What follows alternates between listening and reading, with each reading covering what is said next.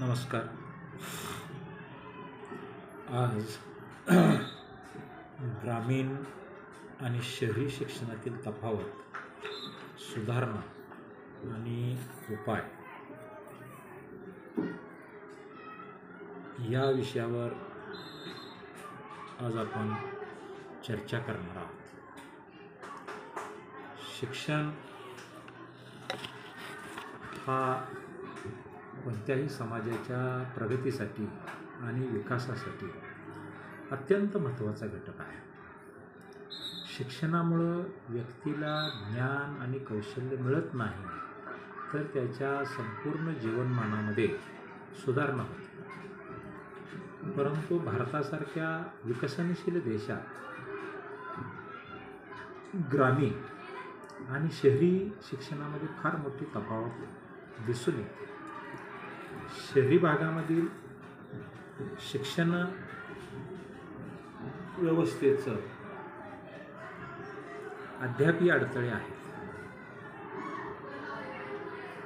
शहरी भागातल्या शाळा ह्या आधुनिक तंत्रज्ञानानं सुसज्ज आणि उत्तम शिक्षणाच्या संधी त्या ठिकाणी मिळतात आणि दुसरीकडे ग्रामीण भागामध्ये या व्यवस्थेमध्ये अनेक अडथळे आहेत. शिक्षणातली ही विषमता जी आहे ही दूर करण्यासाठी अत्यंत आवश्यक आहे आणि जेणेकरून प्रत्येक विद्यार्थ्याला समान अशा प्रकारची शिक्षणाची संधी मिळू शकेल. शहरी भागामधल्या शाळेमध्ये आधुनिक पायाभूत सुविधा उपलब्ध आहेत. चांगली इमारत आहे, संगणक लॅब आहेत, त्यानंतर विज्ञान प्रयोगशाळा आहेत, ग्रंथालय आहे, प्रशिक्षित शिक्षक आहे. यामुळे शहरी भागातील विद्यार्थ्यांचं गुणवत्तापूर्ण अशा प्रकारचं शिक्षण त्यांना मिळतं. तसंच विविध उपक्रम असतील, कार्यशाळा असतील, डिजिटल कार्यशाळा असतील, डिजिटल शिक्षणाच्या संधी असतील, ह्या सगळ्या उपलब्ध ह्या शहरी भागामध्ये असतात. पालकाचं आर्थिक स्तरसुद्धा ह्या तुलनेनं काय झालेला जास्त असल्यामुळं खाजगी शिक्षण संस्थेमध्ये प्रवेश घेण्याची संधी शहरी विद्यार्थ्यांना मिळत जाते. त्यामुळे त्यांची शैक्षणिक गुणवत्ता आणि रोजगार क्षमता ह्यामध्ये मोठ्या प्रमाणामध्ये वाढ झालेली आहे. याच्या उलट ग्रामीण भागामधील शिक्षण व्यवस्थेमध्ये अनेक मर्यादा आहेत. अजूनही अनेक गावामध्ये प्राथमिक शाळेमध्ये शाळा आहेत आणि त्या शाळेमध्ये आवश्यक अशा प्रकारच्या सुविधा आणि संसाधनं जी आहेत यापासून ते वंचित आहेत. शिक्षकाची कमतरता आहेच. पोर्टल आलेलं आहे, नवीन शिक्षक भरती नाही. शिक्षक भरतीमधून येणारे शिक्षक यांच्या भरतीमध्ये अनेक अडथळे निर्माण झालेले आहेत. शिक्षक पूर्ण क्षमतेनं मिळतील किंवा पूर्ण व्यवस्थितरित्या ते शिक्षण पात्र असतील असं नाही. संस्थांचा हस्तक्षेप आहे, अपुऱ्या वर्गखोल्या आहेत, अभ्यासासाठी सुविधा नाहीत, अभ्यासासाठी असणारे आवश्यक साहित्य जे आहे त्यांचा अभाव आहे, योग्य शिक्षण पद्धतीमध्ये त्यामध्ये अभाव आहे. यामुळे ग्रामीण भागातील विद्यार्थ्यांना पुरेसं शिक्षण मिळतंच असं नाही आणि काही ठिकाणी ह्या शिक्षण पद्धतीमध्ये जुनी आणि पाठांतरावर आधारित असल्यामुळे विद्यार्थ्यांचा सर्वांगीण विकास खुंटत चाललेला आहे, ते संकुचित होत चाललेले आहे. तर तंत्रज्ञानाचा विकास जो आहे हा झपाट्यानं होत असताना ग्रामीण भागातील शिक्षण हे डिजिटल युगाच्या पाठीमागे लागलेलं आहे, युगाच्या मागं राहिलेलं आहे आणि शहरी भागामधील ऑनलाईन शिक्षणाच्या सुविधा आलेल्या आहेत. मोठमोठ्या संधी त्यामध्ये उपलब्ध झालेल्या आहेत. ग्रामीण भागामध्ये इंटरनेटची सुविधा नाही, डोंगलमधून येत नाही, ती डोंगल घेण्याची त्या शाळांची परिस्थिती नाही, आर्थिक कुचंबना त्या ठिकाणी होते, डिजिटल शिक्षण मोठ्या प्रमाणावर ग्रामीण भागात पोचलेलं नाही आणि अनेक ठिकाणी अजूनही मुलांना ई लर्निंगची सुद्धा संधी त्या ठिकाणी मिळालेली नाही आणि हे ई लर्निंग जे आहे त्यामध्ये शहरी भाग आघाडीवर आहे. त्यामुळं नवीन तंत्रज्ञान जे आहे ते नवीन तंत्रज्ञानाशी जुळवून घेण्याची क्षमता ही ग्रामीण भागामध्ये कमी आहे, कठीण आहे आणि स्पर्धेच्या युगामध्ये त्यामुळं ग्रामीण भागामध्ये विद्यार्थी हा पाठीमागे राहण्याची त्याच्या मनामध्ये भीती निर्माण होते, पालकाच्या मनामध्ये भीती निर्माण होते आणि अशा प्रकारे अनेक प्रश्न ग्रामीण भागातले वेगळ्या स्तरावरचे आहेत. दुसरा भाग, ग्रामीण भागातल्या शिक्षणाच्या समस्या दूर करण्यासाठी म्हणून आणि शहरी भागामध्ये शिक्षणातल्या समतोल साधण्यासाठी म्हणून सरकारनं त्या ठिकाणी काही महत्त्वाची पावलं त्या ठिकाणी उचललेली आहेत.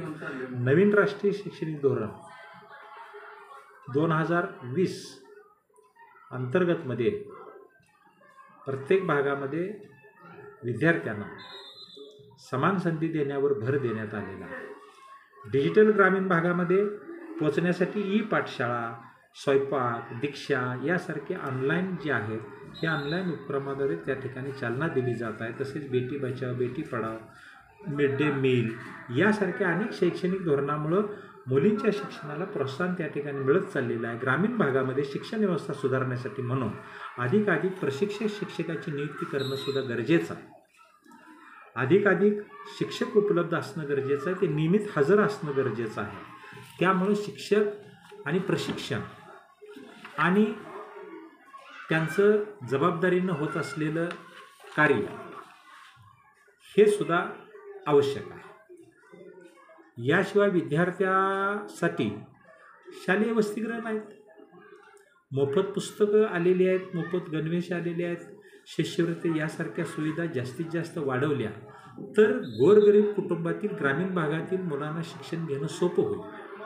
आणि ग्रामीण भागामध्ये मुलांना त्या ठिकाणी शिक्षणाची आवड निर्माण होणं हेही गरजेचं आहे. त्यांच्यामध्ये काही विषयांची विज्ञान तंत्रज्ञान विषय असेल, गणितासारखा विषय असेल, इंग्रजीसारखे विषय असतील, यामध्ये अनेक तंत्रज्ञानं किंवा अनेक शैक्षणिक प्रक्रिया जी आलेल्या आहेत त्यामध्ये ग्रामीण भागातले विद्यार्थी पाठीमागे राहतो.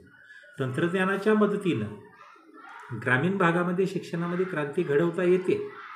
त्यामध्ये स्मार्ट क्लासरूम त्या ठिकाणी आली पाहिजे. ई लर्निंग असेल, सुविधा असेल, इंटरनेट सुविधा असतील, ग्रामीण भागामधील विद्यार्थ्यांना दर्जेदार अशा प्रकारचं शिक्षण मिळू शकेल. तसेच स्थानिक स्वयंसेवी संस्था आणि सामाजिक गटांनी ह्या ग्रामीण भागामध्ये शिक्षण सुधारण्यासाठी म्हणून पुढाकार घेणंसुद्धा त्या ठिकाणी आवश्यक आहे. अनेक ठिकाणी स्वयंसेवी संस्था आणि सामाजिक कार्यकर्ते यांच्या मदतीनं, यांच्या आर्थिक सहकार्यानं ग्रामीण भागामध्ये विद्यार्थ्यांना मोफत शिक्षण त्या ठिकाणी दिलं जात आहे. अशा उपक्रमांना अधिक प्रोत्साहन दिलं पाहिजे. त्यांच्या वाहनांच्या अडचणी आहेत, येण्याच्या अडचणी आहेत, वाडी वस्तीवरून मुलं येतात. ग्रामीण भागामध्ये अनेक कुटुंब अशी आहेत की त्यांच्या घरापर्यंत अजूनही शिक्षणसुद्धा काय त्या ठिकाणी पोचलेलं नाही. अजून पिढ्यानपिढ्या देश स्वतंत्र झाल्यापासून किंवा पृथ्वी निर्माण झाल्यापासून त्यांच्या घरामध्ये अजून काही 10वी 12वी अशी विद्यार्थी किंवा ग्रॅज्युएट विद्यार्थीसुद्धा तयार झालेले नाही. हा जो विरोधाभास आहे शहरातला आणि ग्रामीणमधला, हा कुठंतरी आता हळूहळू कमी होत चाललेला आहे. ग्रामीण आणि शहरी शिक्षणामधली दरी मिटवण्यासाठी सरकार, शिक्षण संस्था, शिक्षक, समाज, काही समाजसेवी स्वयंसेवी संघटना आहेत यांनी एकत्रित प्रयत्न करणं आवश्यक आहे. आणि शिक्षणाच्या जर समान संधी त्या ठिकाणी मिळाल्या तर त्या ठिकाणी ग्रामीण भागातील विद्यार्थीसुद्धा हा स्पर्धेमध्ये टिकू शकेल, देशाच्या प्रगतीला हातभार लावू शकेल. शिक्षण ही मूलभूत गरज आहे आणि ही गरज फक्त ठराविक लोकांपर्यंत मर्यादित न ठेवता ही सगळ्यांच्यासाठी समान राहिली पाहिजे. शिक्षणाची समान संधी सगळ्याला मिळाली पाहिजे आणि हे समाजाच्या आवश्यकतेच्या दृष्टीनं गरजेचं आहे. ते समाजाचं एक आद्य कर्तव्य आहे. ग्रामीण आणि शहरी शिक्षणातील तफावत दूर झाल्यानंतर खऱ्या अर्थानं भारत हा एक शिक्षित आणि सक्षम देश हा त्या ठिकाणी परिवर्तित झाल्याशिवाय राहणार नाही.